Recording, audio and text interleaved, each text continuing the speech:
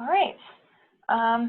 Thank you everybody for joining us for today's virtual CTE discussion. Our topic is school counselors promoting CTE as a post-secondary option, and our discussion is led by Region 2 Vice President Brian Law. When it comes to helping students and their families make big decisions for their future, school counselors wield a great amount of influence. Today's discussion will highlight ways school counselors can promote CTE to students in grades K through 12 and focus on various activities that empower educators to speak up for CTE. School counselors, CTE administrators, and others who work in K through 12 schools will learn a lot about how to use CTE and these promotional activities. So a little bit about our discussion leader. Brian Law is a school counselor at Valdosta High School in Valdosta, Georgia. He currently serves as the ACT Region 2 Vice President and previously served as the President of the American School Counselors Association, ASCA. He has received multiple awards and honors for his work as a school counselor. Without further ado, I'll give it over to Brian. Thanks, Kate, and thank you guys for joining us today. So we'll go ahead and get started because we're going to be cognizant of your time. First, we're going to talk about a statement that you hear a lot as school counselors and educators, is that this college for all movement, where everybody needs to go to college. College is for everyone. As a school counselor, I hear that a lot from parents. I was an elementary counselor for a number of years and a middle school counselor now at high school. And even as early as elementary, my child is going to college. CTE is not mentioned a lot. So I feel like it's our job to promote CTE as early as elementary. And when I was a counselor in elementary, I'll share with you some of the things that I did. And any questions you guys have, or if you have other ideas, I'd invite you to chat with us. First of all, did you know that high school students today hear this message, college for all? I mean, they do. They hear it from their teachers. They hear it from their peers, their parents, that you need to go to college. And then I have to ask you this question. Do you personally and professionally believe that all students can succeed in college? Anyone want to chime in?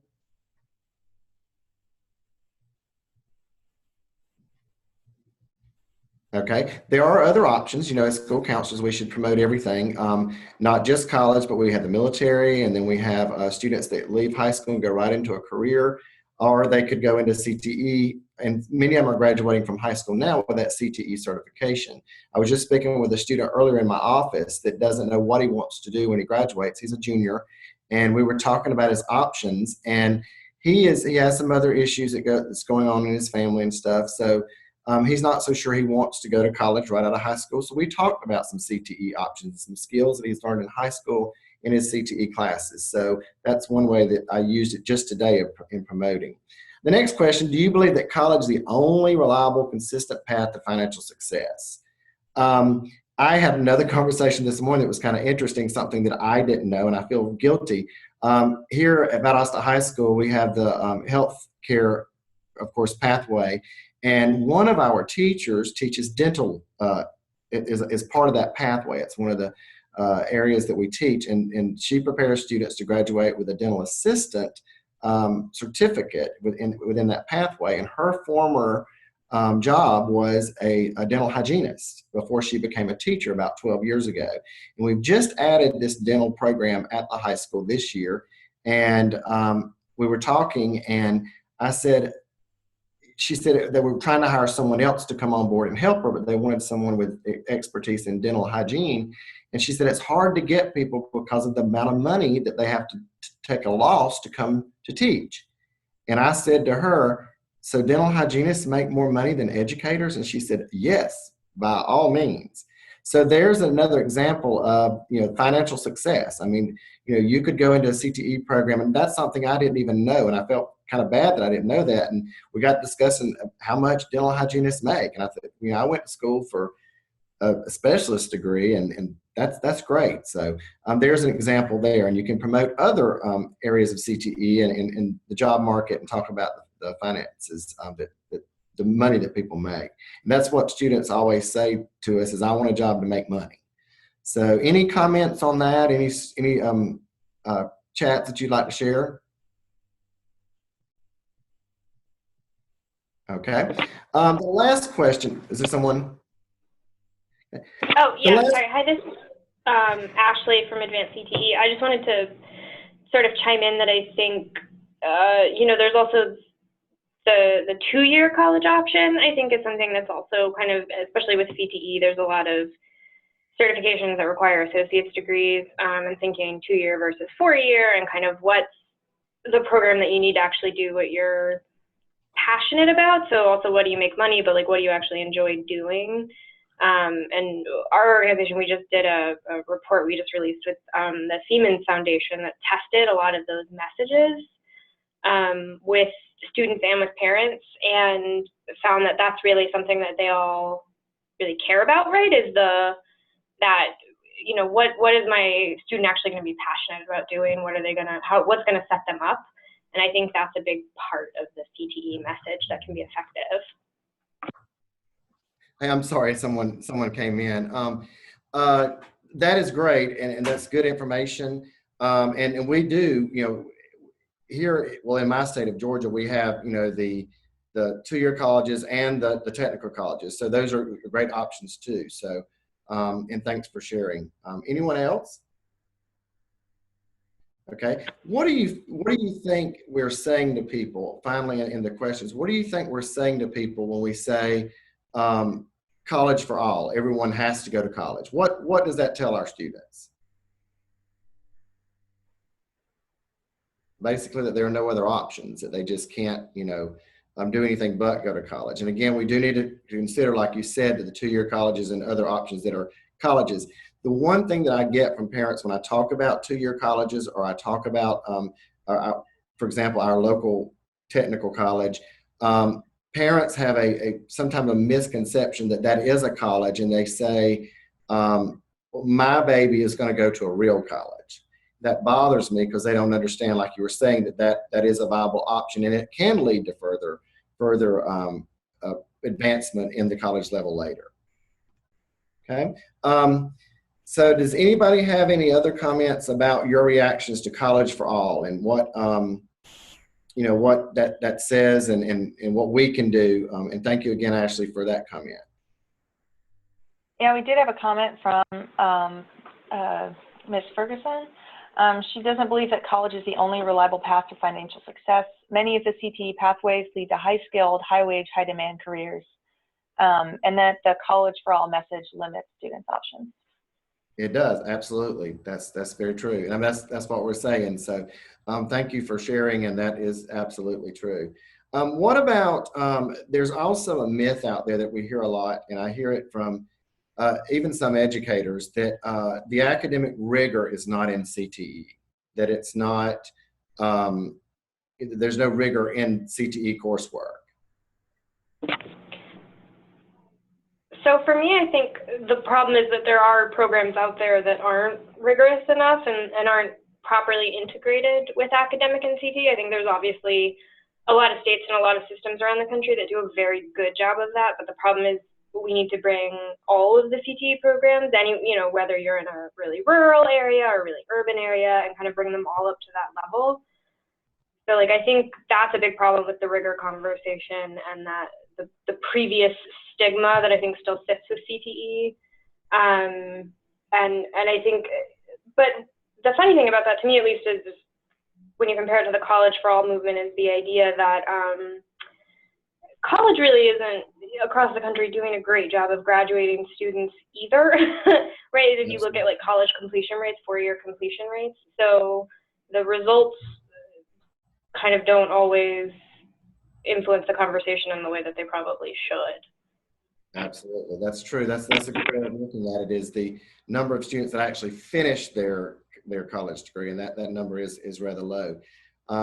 So yeah, thanks for that comment as well. Anyone else? Okay. This is to get the future. Of course, you must understand where we've come from the past. Initially vocational education, when we were called vocational colleges or vocational technical schools or whatever, their goal back in the day was meeting the employer needs since the Smith-Hughes Act of 1917. And then we moved into the 50s. We had the National Defense Education Act, and those goals were to meet employers' needs. They needed a workforce. Then we move into bringing to ease social unrest of employment in the 60s and 80s. There was Manpower Act of 1962, the Vocational Education Act of 1963, and then Job Training Partnerships in 1982. So just the social unrest that was going on with the number of people that were unemployed. And then we had the Creating a Technical Workforce, which is about 10 years ago with the Carl D. Perkins Vocational and Applied Technology Education Act, and that was of 2006. And of course, now we are called Career Technical Education. And I'm so glad to have that new name because it says so much more than just vocational, but we still have people that refer to it as vocational education. So we have to educate those people about the history. You have to look at your history, the past, to understand the future. With the new career technical education, we are increasing academic rigor. Many of our programs have STEM in there now, with the science, technology, engineering, and math. And that's a big movement for the STEM. I know my school district's reaching out with the STEM program, and we're incorporating our CTE program. So it's a movement that's going on currently. Meeting the needs of the innovations. Every day something new is invented. How many times does the iPhone change? There's a new phone out now. And we have to be able to move with those innovations and learn and be educated on those. So CTE helps do that. And also we're currently facing the problem with the baby booming population that's getting to retire. And these adults that are retiring that we label as the baby boomers, they were trained vocational. They were not trained CTE. My mom was trained on a typewriter. She's never used a computer. So, to her, it's still vocational education and it's still typing and not the business services that we offer and all the training that we offer. So we have to put out those students in that workforce to take these jobs. And these jobs are changing. Again, innovations every day, the different things that we've got. And so CTE is very important, and that's a message that we must put out there. Any comments? Okay. The school counselor's role in CTE, and this is, again, some of you may not be school counselors, but you can help by, spreading the word in your districts or the access that you have to school counselors or of what we need to be doing. One is we need to be advocating for CTE. And I do realize that they're just like programs. There are programs that are good. There are school counselors that don't do that. And that is something that we just have to do because it is an option for post-secondary skills and jobs in the future of our students. So we have to advocate for it as early as elementary. We have to explain curricular requirements to the students, comparing the college curriculum and the CTE curriculum, and also promote that there is rigor in that curriculum. And with the new STEM that's coming out, again, that's adding to that curricular components in CTE. We have to facilitate consideration of the CTE options. When you're talking with students, you give them all options. And I know some counselors don't always do that, but that's our job, to give every option to the student so that they can make the choice. We don't actually guide them, we let them choose, but we offer every option that's out there. We have to assist with post-secondary search and selection process. We work closely here at my school, the school counselors do, with our post-secondary institutions, as well as our technical college. Our two-year college that we have here, we have two four-year colleges. We have a two-year college and we have our technical college.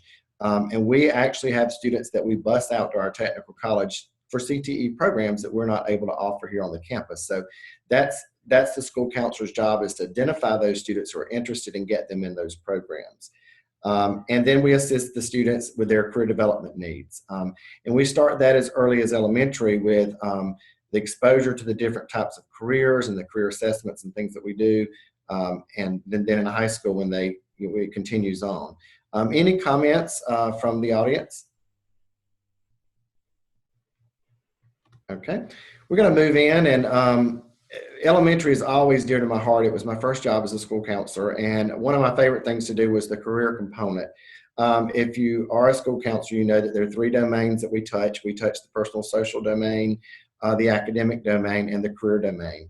And in elementary, it's so much fun as a school counselor to expose students to careers and see them turn that light on and get excited about working, because that's what every parent's goal is my child needs to be self-supporting. So you can start there in elementary. The elementary career counselor should begin with focusing on character education and social skills. And these directly affect the work ready skills. We call these soft skills: getting along with people, how to communicate, caring, all the character words. So those words and that movement of character education moves into the work ready skills that they will need when they actually begin in the workforce or in CTE programs. The knowledge of career options using career clusters and in your vocabulary when you're speaking with young children, and use elementary friendly terms. I can remember as an elementary school counselor, the popular term is, "I want to be a doctor one day." Instead of using the term doctor, which is a specific career, I would like to go in the medical field, and then share with them the different options of what's available in the medical field. So talk to them using the cluster terms and instead of specific careers. It's always popular to have, we had doctors, we had veterinarians, and different things. So just kind of look at it as a cluster field when you're in elementary level. Any comments on elementary? Then I'm going to give you some ideas of some things that you can do at the elementary level. Okay, let's look at some ideas.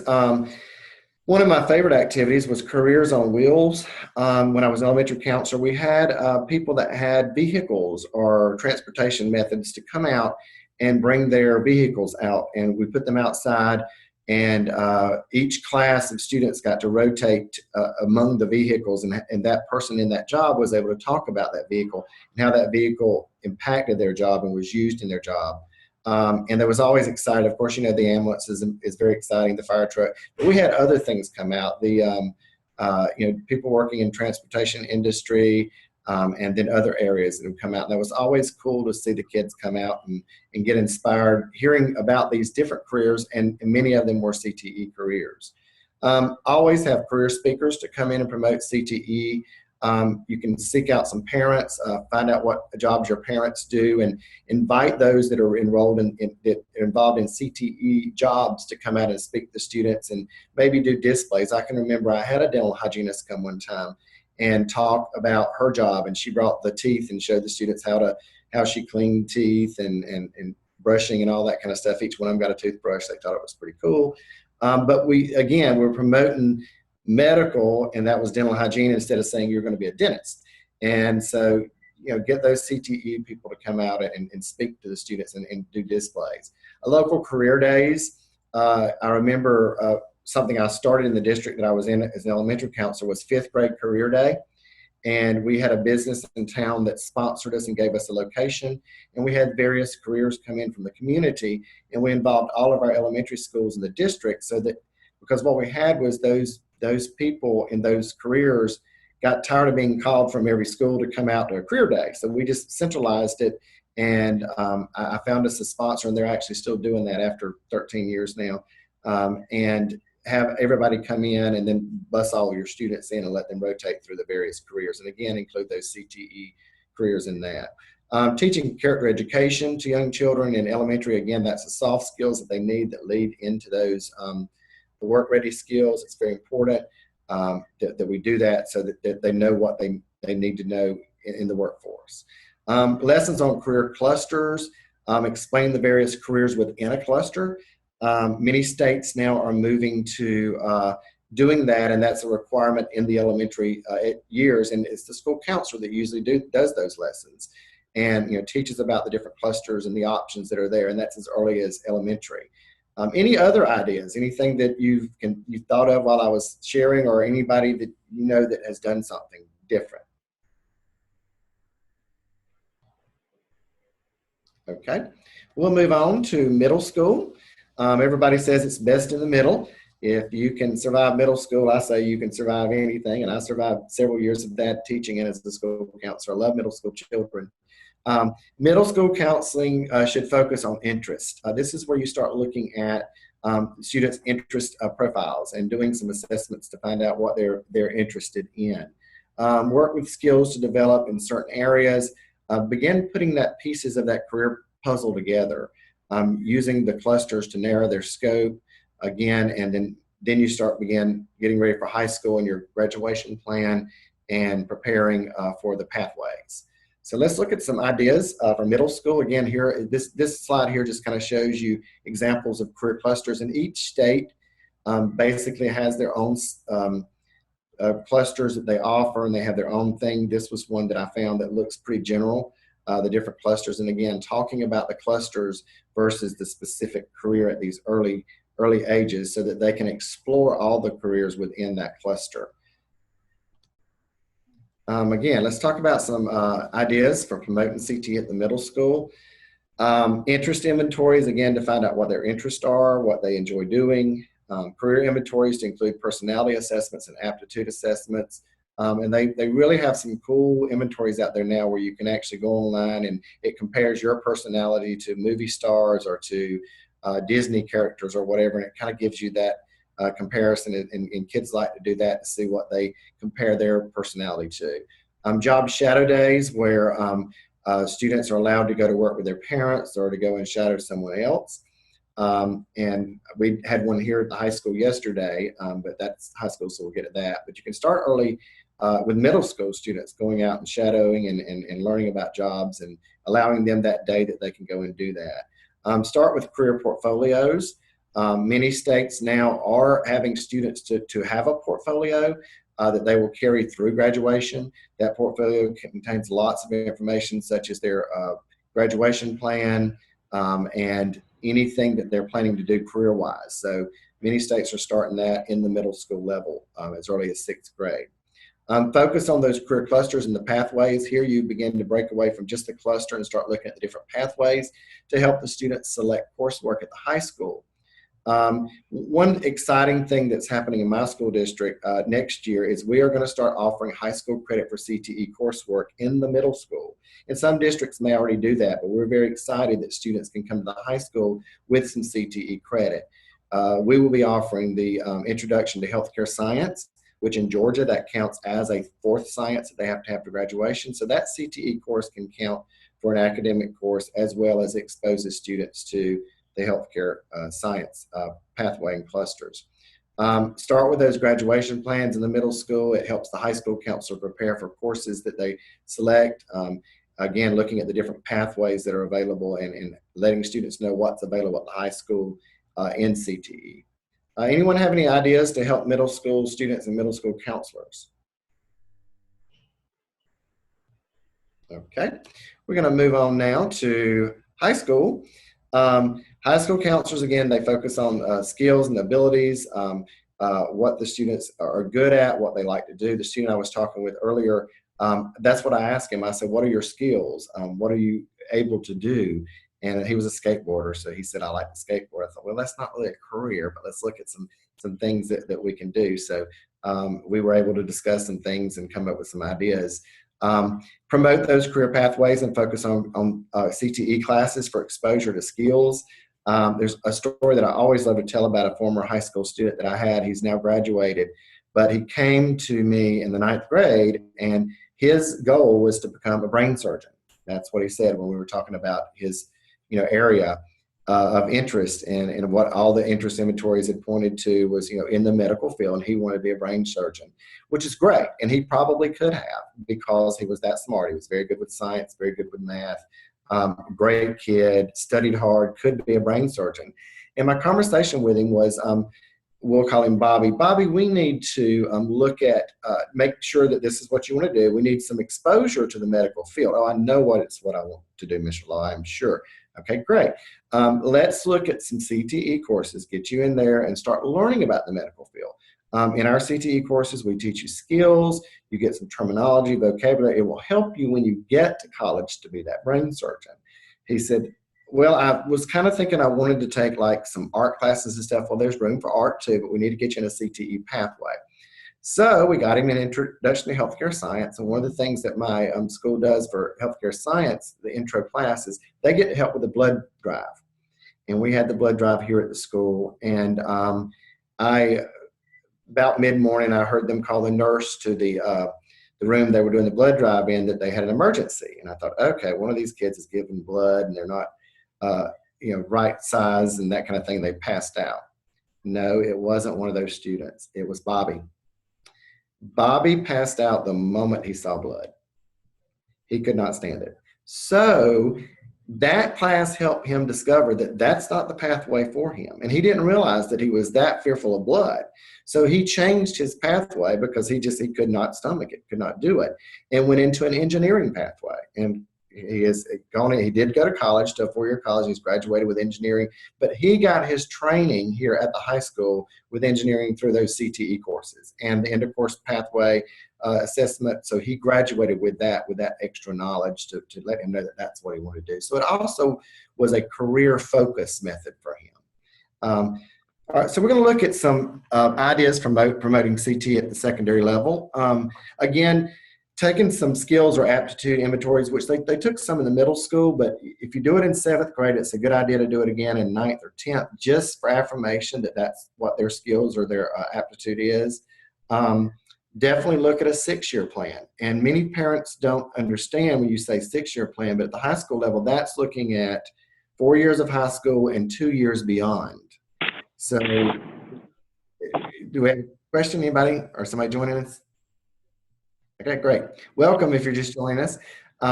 Yes. And we look at those 6-year plans. Anybody have a question or? Okay. Also look at dual enrollment at career colleges and technical schools for associates, certificates, and diploma programs. We have many students in America today that are enrolled dually with these schools that are graduating with their high school diploma as well as a technical diploma or a certificate or even a 2-year associate's degrees. And we have this year, there are 9 of our students that are graduating with associate's degrees that have gone through those 2-year cycles and gotten that and focused on. So look at those dual enrollment opportunities. Apprenticeships for opportunities that come up, look into these and get the students involved in those so they can learn under someone else.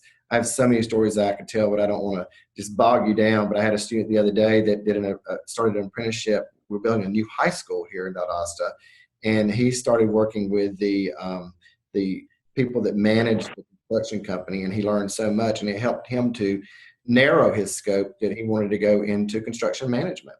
And so now we have him in that apprenticeship and getting on that CTE pathway. Definitely promote the CTSO involvement at the high school level. I can't stress how important that is for our students to be involved in these clubs and organizations that support CTE. If nothing else, it builds their leadership and their skills to deal with people and work with people. So we always try to promote those CTSOs to our students and get them involved in them. Local job shadowing in the CTE areas. Just yesterday, our state here in Georgia has what's called Georgia Cities Week. And each city does something to promote their city. Well, our city here has Wednesday Job Shadowing Day. And we took about 40 students downtown to our city, and they were in groups allowed to shadow city workers. And they learn about CTE careers, and they learn about the government at the same time. And it was great to be able to share that. I was actually interviewed, and I was able to use the terms CTE and career technical education and the exposure these students got. So those job shadowing opportunities are really good for our high school students.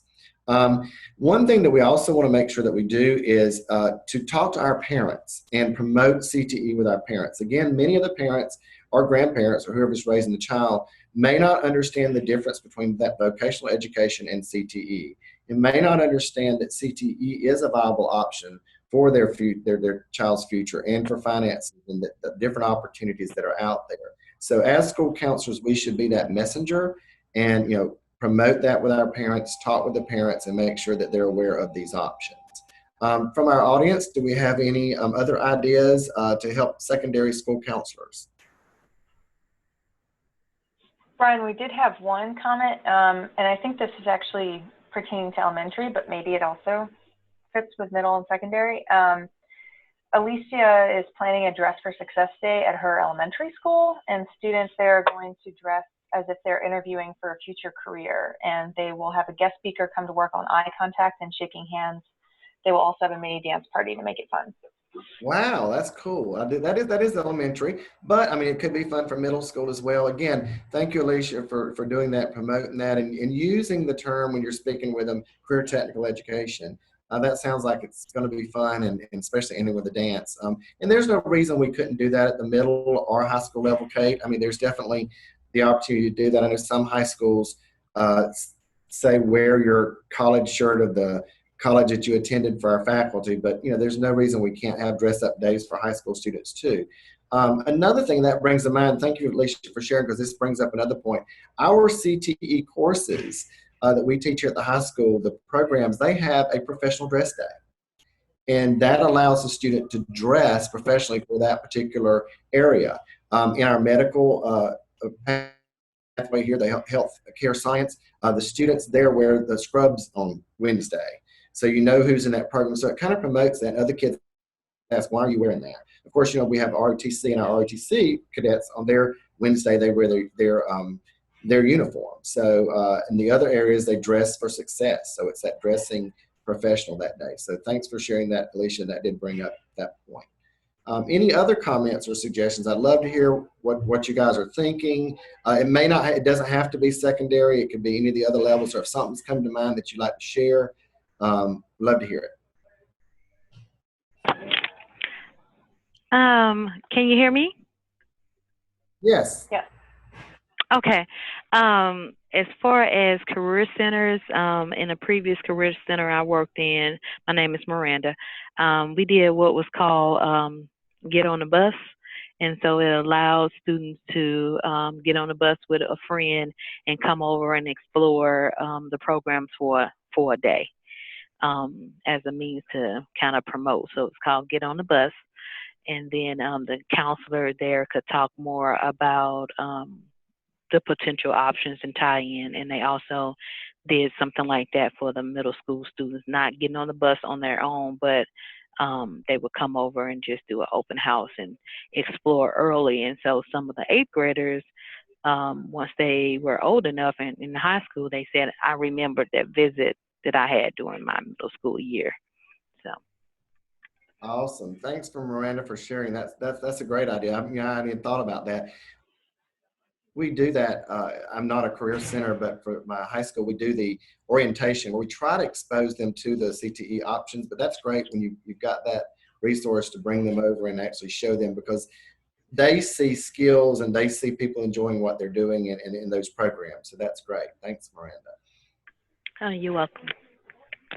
Any other comments or suggestions? Again, we can look at any of the elementary.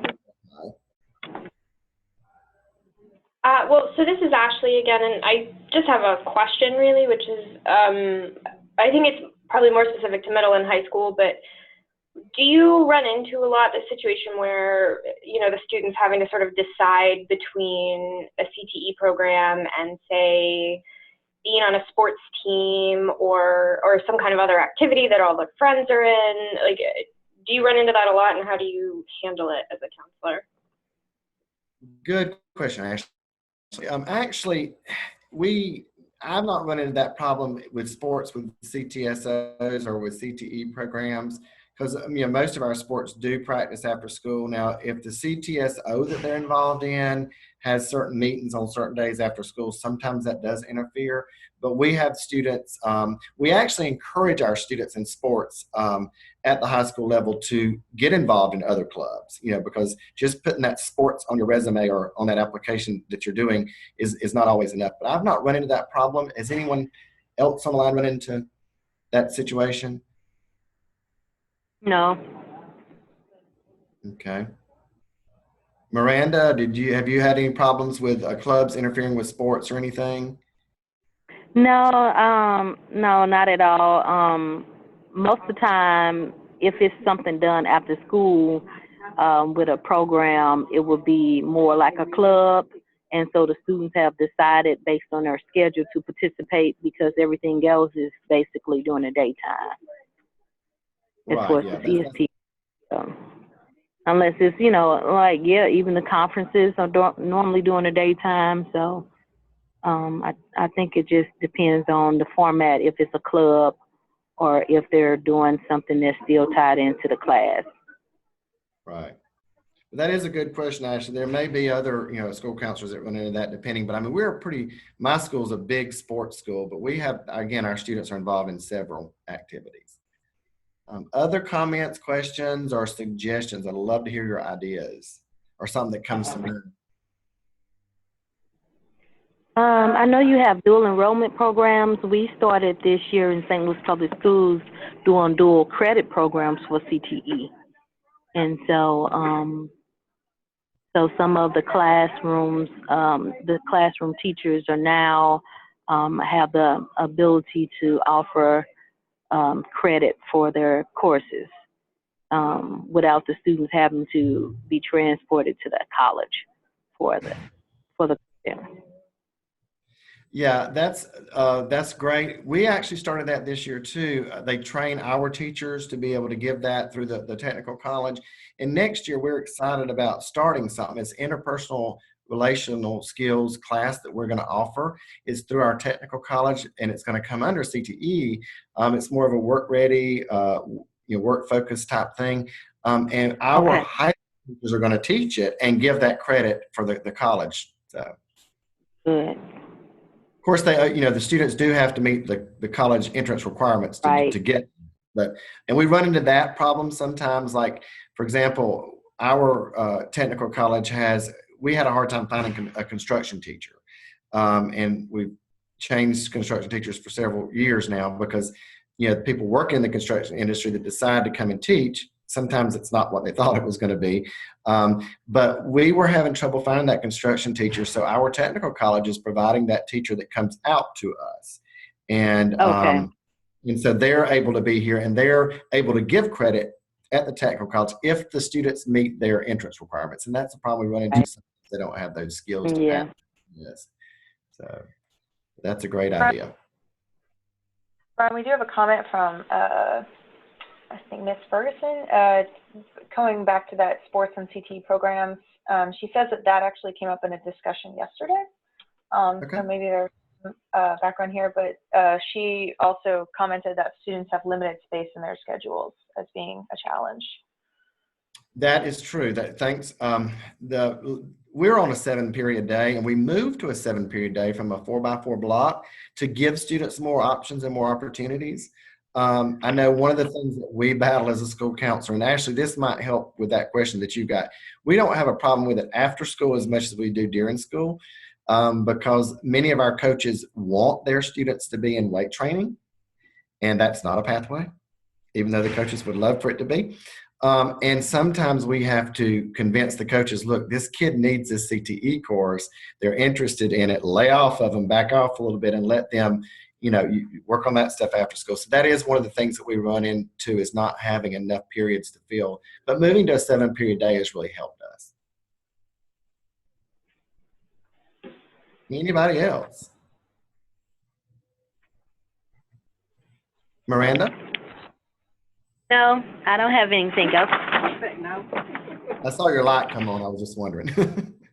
Oh, okay. Yeah, someone saw it coming towards my desk and talking. Well, I apologize. My administrator just interrupted earlier, and I told him I was on this webinar. He's like, "Can you cut it off?" I'm like, "No, we can't cut it off."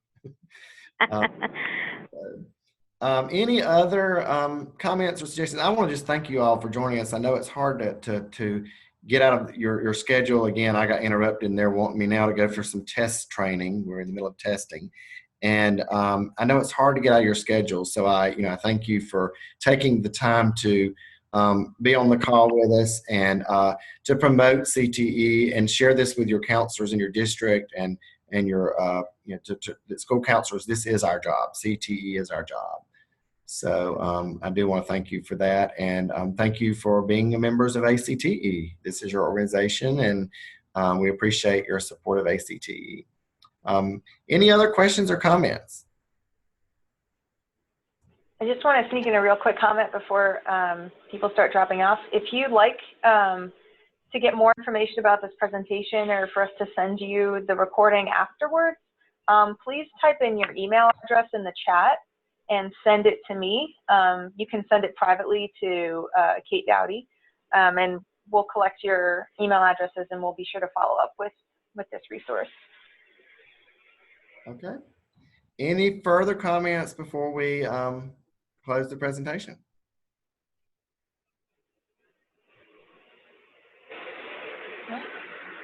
Okay, well, thanks again for attending, and you guys have a rest of the good day. Thank you Thank so you. much. You do the same.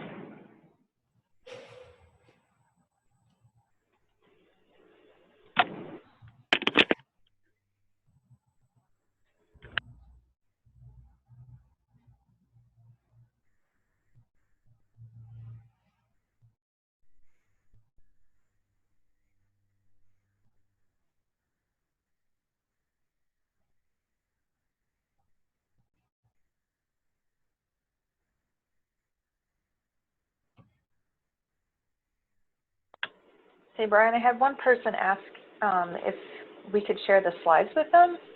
Sure, please do. I Okay. sent you the PowerPoint, but I can email you if you still don't have it.